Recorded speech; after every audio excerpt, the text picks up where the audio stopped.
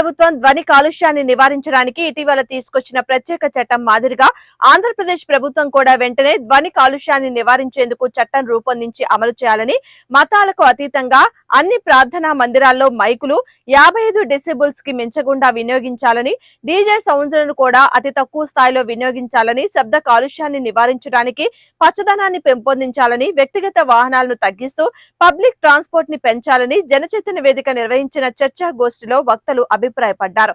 ఈ నెల 1వ తేదీన గుంటూరులోని జనచైతన్య వేదిక హాల్లో ధ్వని కాలుష్య నివారణపై జరిగిన రౌండ్ టేబుల్ సమావేశానికి ముఖ్య అతిథులుగా ప్రముఖ ENT specialist, Siddhartha institute of medical sciences పూర్వ ప్రిన్సిపల్ డాక్టర్ పిఎస్ఎన్ మూర్తి మరియు ఇండియన్ మెడికల్ అసోసియేషన్ రాష్ట్ర అధ్యక్షులు డాక్టర్ గార్లపాటి నందకిషోర్లు పాల్గొని ప్రసంగించారు. మెంటల్ హెల్త్ మీ ఫిజికల్ హెల్త్కి సేఫ్గా ఉండాలి. ఎందుకంటే మేము డాక్టర్ల కింద ఈఎన్టీ డాక్టర్ల కింద కాకుండా మామూలు ఫిజిషియన్స్ కింద కూడా మేము కనుక్కున్న విషయం ఏంటంటే ఈ నాయిస్ లెవెల్స్ ఎక్కువగా పెరిగితే ఏమవుతుంది? ఉత్తి చెవి మీదే కాదండి, చెవి మీద ఉన్న ఎఫెక్ట్లు తక్కువే. చెవి మీద కంటిన్యూస్గా ఉంటే చెవి వినికిడి తగ్గిపోద్ది, నరాలు దెబ్బతింటాయి.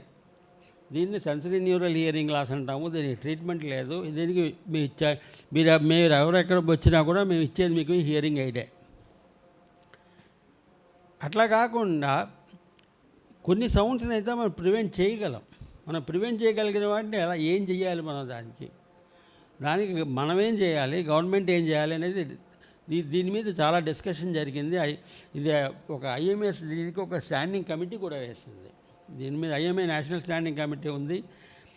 ఐఎంఏను మా ఈఎన్టీ అసోసియేషన్లు కలిపి ఈ యాక్టివిటీలో చేస్తున్నాము. అక్కడ హార్న్ కొడుతూనే ఉంటారు, ఎవరికి వినపడదు. ఇవన్నీ చిన్న ప్రాబ్లమ్స్ కింద కనిపిస్తాయి. కానీ సీరియస్గా ఆలోచిస్తే ఇవి environmental problems which can be solved. అట్లానే ఏదైతే సేఫ్ సౌండ్ ఉందో, అంటే 55 డెసిబెల్స్ పగలు, రాత్రిపూట 45 డెసిబెల్స్, వీటన్నిటి గురించి కూడా ప్రజలకి అవగాహన క్రియేట్ చేయాలి. తర్వాత పర్సనల్ లెవెల్, ఒక ఇండివిజువల్ లెవెల్లో ఎలా అనేది చాలామంది చూస్తున్నారు. కాలేజీ కుర్రోళ్ళంతా ఈ హెడ్ ఫోన్స్ లోపల బ్లూటూత్వి అవన్నీ వాడుతూ ఉంటారు.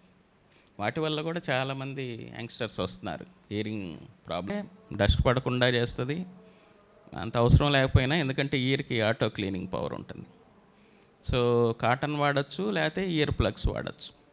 ఇప్పుడు సపోజ్ వెళ్తాము పబ్లిక్ ఫంక్షన్కి, మనం ఏం కంట్రోల్ చేయలేం కాబట్టి కొంచెం ఎక్కువ సౌండ్ ఎక్స్పోజ్ కాకుండా కాటన్ కానీ ఇయర్ ప్లగ్స్ కానీ వాడచ్చు. తర్వాత ఈ పబ్లిక్ ఫంక్షన్స్లో ఈ లా అనేది స్ట్రిక్ట్గా ఉండాలి. ఇందాక సార్ చెప్పారు, లౌడ్ స్పీకర్స్ నేను ఫంక్షన్ చేస్తే నా ఇష్టం వచ్చినట్టు వాడేస్తా, లేకపోతే నేను తీసుకొచ్చి పెద్ద బాంబులు పేలుస్తా. దాని మీద కంట్రోల్ లేదు కదా.